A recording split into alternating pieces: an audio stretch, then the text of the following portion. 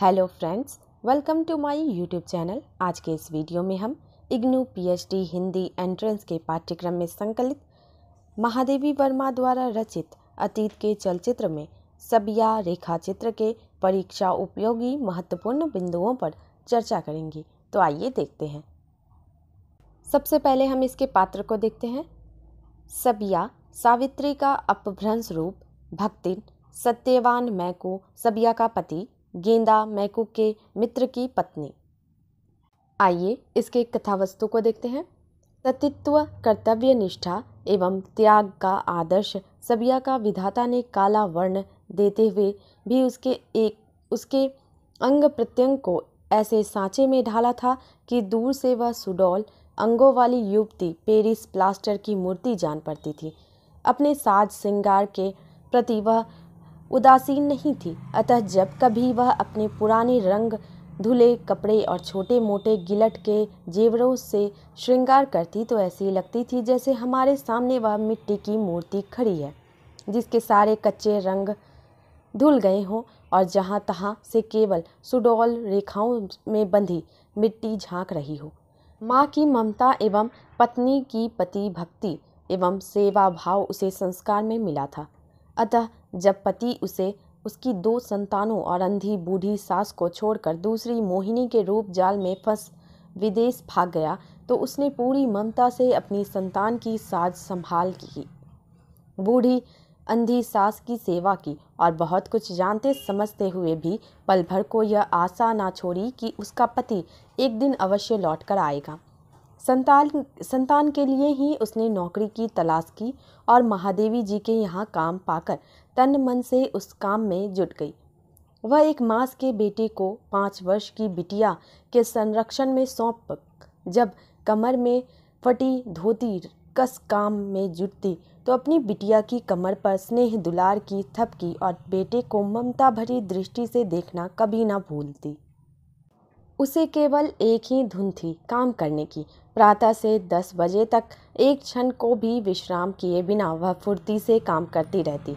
10 बजे नहाने धोने जाती और दोपहर को भोजन पाने के लिए महिला छात्रावास के सामने थाली लोटा लिए आ खड़ी होती।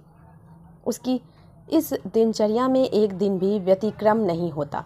छात्रावास के रसोई घर से भात चावल दाल आदि पाकर वह घर जाकर अपनी सास को पहले भोजन कराती, बाद में स्वयं करती, क्योंकि वह बिना सास को खाना खिलाए स्वयं भोजन करना पाप समझती थी। ओह का बिन खियाए पियाए कैसन खाब। उसकी इसी शालीनता को देख महादेवी उस पर कुछ अधिक कृपालु हो उठी थी और सबिया के दिन अच्छी तरह कटने लगे थे। वह धर्मपरायण देवी देवताओं में विश्वास करने वाली सती धार्मिक अनुष्ठान भी बड़ी श्रद्धा भक्ति से करती थी। पति के पुनरागमन का समाचार पाकर वह जिस तत्परता के साथ सत्य नारायण की कथा का प्रबंध करने दौड़ पड़ी थी उससे उसकी श्रद्धा भक्ति का सहज ही अनुमान लगाया जा सकता है। अपने पुराने संस्कारों और ईश्वरीय न्याय में विश्वास करने के कारण वह भाग्यवादी थी। अपने कष्टों के लिए किसी दूसरे को दोष ना देकर स्वयं अपने कर्मों तथा भाग्य को उसके लिए उत्तरदायी मानती थी।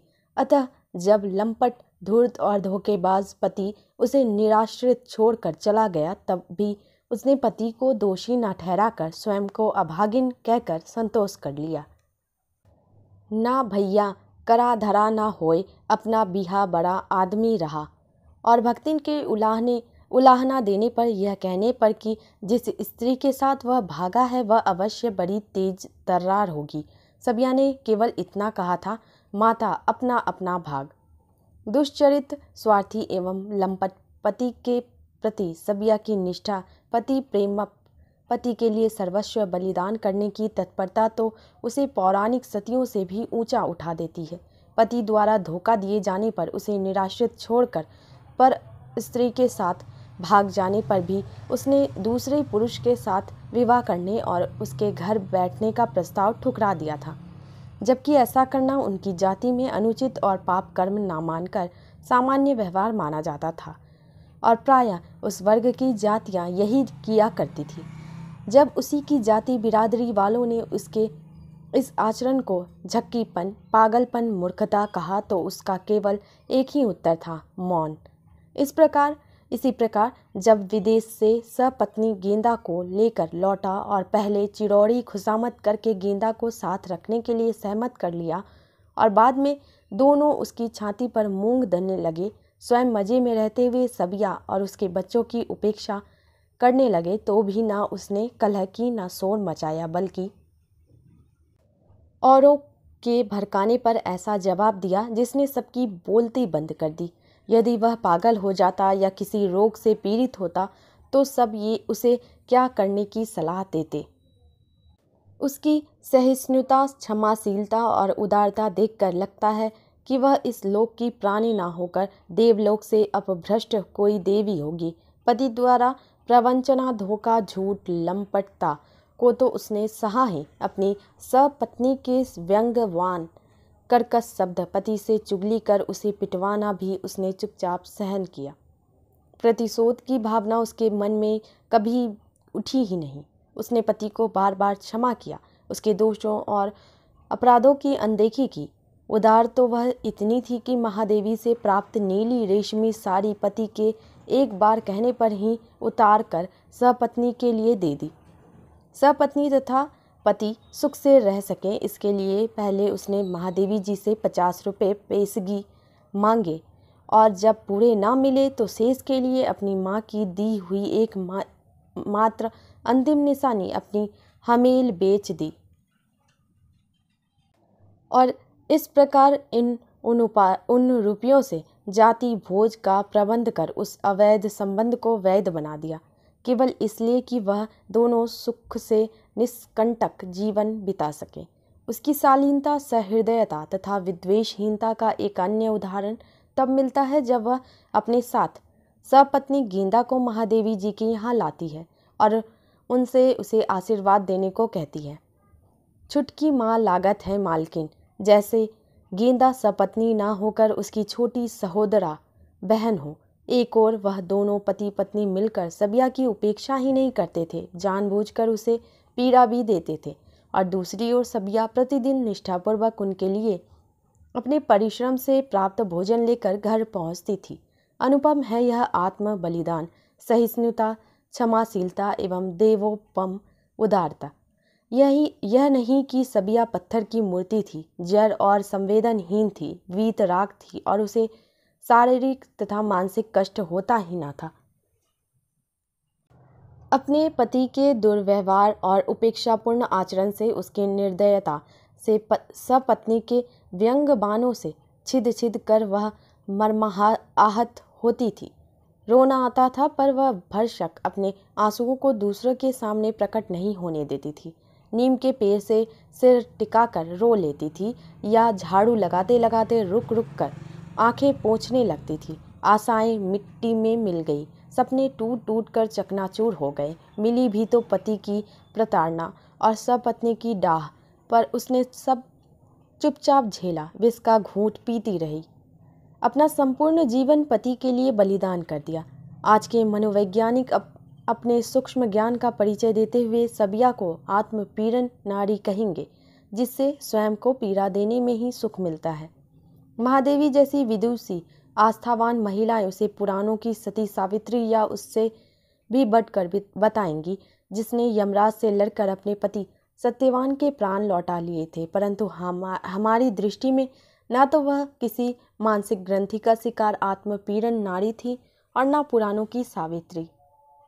वह भी एक सामान्य हरिजन युवती, जिसे संस्कारों, परंपरागत विश्वासों, धर्म भीरुता तथा भारतीय नारी के आदर्शों ने ऐसी मूर्ति के रूप में गढ़ा था जो केवल देना जानती है, लेना नहीं। तो आइए देखते हैं इसके महत्वपूर्ण पंक्तियों को। मानो मेरे नौकर ना बदलने के नियम का विरोध करने के लिए जब बूढ़ा जमादार बिना आज्ञा मांगे ही ऐसी महायात्रा पर चल पड़ा जहाँ से किसी को पकड़ मंगाना संभव नहीं, तभी एक दिन मांस भर के शिशु नामधारी मांसपिंड को चिकट से कपड़े में लपेटे और अपनी नम्रता को मलिनता से ढांकने वाली 5 वर्ष की बचिया को उंगली से सहारा दिए सबिया मेरे सामने आ उपस्थित हुई। अगली पंक्ति। सबिया ना शबनम का संक्षिप्त है, ना सबरात का। वह तो हमारे पौराणिक सावित्री का अपभ्रंश है, पर सच कहें तो कहना होगा कि या तो हमारे उदार आर्यत्व ने दयार्द होकर ही हरिजनों में भी निष्कृष्टतम जीव को इस संज्ञा की छाया में पवित्र होने की अनुमति दे डाली, या सचिया के परंपरा के अनुसार स्वर्गगत परंतु यथार्थ में नरकगत माता पिता चतुर पॉकेटमार के समान सबकी आंख बचाकर इस नाम निधि को उड़ा लाए और इसे अपना बनाने के लिए इतना काटा छांटा कि अब इस पर किसी एक का अधिकार प्रमाणित करना कठिन हो गया है। अगली पंक्ति। पता चला उसका पति बिना उसे बताए परदेश चला गया है। वह तब सौरी में थी, दुख से बीमार पड़ गई और इस प्रकार जिस बंगले में नौकर भी वहाँ दूसरी मेहत रानी आ गई। यहाँ काम मिल जाए तो बच्चे पल जाएं। अगली पंक्ति। तन मन से काम करने के संबंध में उसके आश्वासन की उपेक्षा कर मैंने उस छोटी सी गठरी पर संदेह भरी दृष्टि डालकर प्रश्न किया, इसे लेकर कैसे काम होगा। सबिया ने जब उस मैली दुबली बालिका की पीठ पर हाथ फेरते हुए बड़े विश्वास से सिर हिला हिला कर भाई की देख रेख के विषय में उसकी असाधारण पटुता की व्याख्या सोधारण आरंभ की, तब ना मैं हंस सकी और ना मुस्कुराहट रोक सकी। अगली पंक्ति। उसे काम बताकर जब मैं बरामदे से कमरे में आ गई, तब बूढ़ी भक्तिन के हृदय का कुतूहल मेरे भय का बांध तोड़कर न जाने कितने प्रश्नों में बह निकला। अथक कथावाचक होने के कारण सबके संबंध में सब कुछ जान रखना उसके जीवन का प्रथम सिद्धांत है और जान पड़ता है सबसे बड़े कथाकार परमात्मा की कृपा से योजन बाहु का गुण उसकी जीभ में आ बसा है। जब हजारा सुमीरनी जैसी प्रश्नावली के कुछ बिखरे शब्द मेरे कानों में बरबस घुसने लगे, तब उनकी उपेक्षा न कर सकने का कारण उत्तरों की करुणा ही रही। अगली पंक्ति। उसकी सारी कर्तव्य परायणता के दुर्ग को भेद कर जब भूख भीतर पहुंच जाती, तब वह उसी मैले कपड़े के एक छोर में बंधा रोटी का टुकड़ा खोलकर उस छिपे शत्रु से समझौता आरंभ करती। परंतु यह तो मानना ही होगा कि उतने दर्शकों की उपस्थिति में यह कार्य दुष्कर हो उठता था। एक बार ज्यों ही उसने मुड़ों के स्वर में कुछ उपालंब देने का उपक्रम किया, त्यों ही विद्रोही कौआ उसका भूख से लड़ने का एकमात्र अस्त्र छीन भागा। अगली पंक्ति। पुरुष भी विचित्र है, वह अपने छोटे से छोटे सुख के लिए स्त्री को बड़ा से बड़ा दुख दे डालता है और ऐसी निश्चिंतता से मानो वह स्त्री को उसका प्राप्य ही दे रहा है। सभी कर्तव्यों को वह चीनी से ढकी कुनैन के समान मीठे मीठे रूप में ही चाहता है। जैसे ही कटुता का आभास मिला कि उसकी पहली प्रवृत्ति सब कुछ जहाँ का तहाँ पटक कर भाग खड़े होने की होती है। अगली पंक्ति। जिन दिनों मैंने रेशम पहनना नहीं छोड़ा था, तभी की एक धूल धूल कर फीकी पड़ी हुई नीली सी रेशमी साड़ी हाथ लगी और उसी को भक्तिन के आगे फेंक मैंने अपने काम में मन लगाया। जितना कोई स्वयं बता दे, उससे अधिक किसी के संबंध में जानने की मेरी कभी इच्छा नहीं होती। इसी से साड़ी की इस असमय याचना के संबंध में मैंने कुछ न पूछा, पर मेरे स्वभाव की इस कमी को पूरा किए बिना भक्तिन जी ही नहीं सकती। अगली पंक्ति।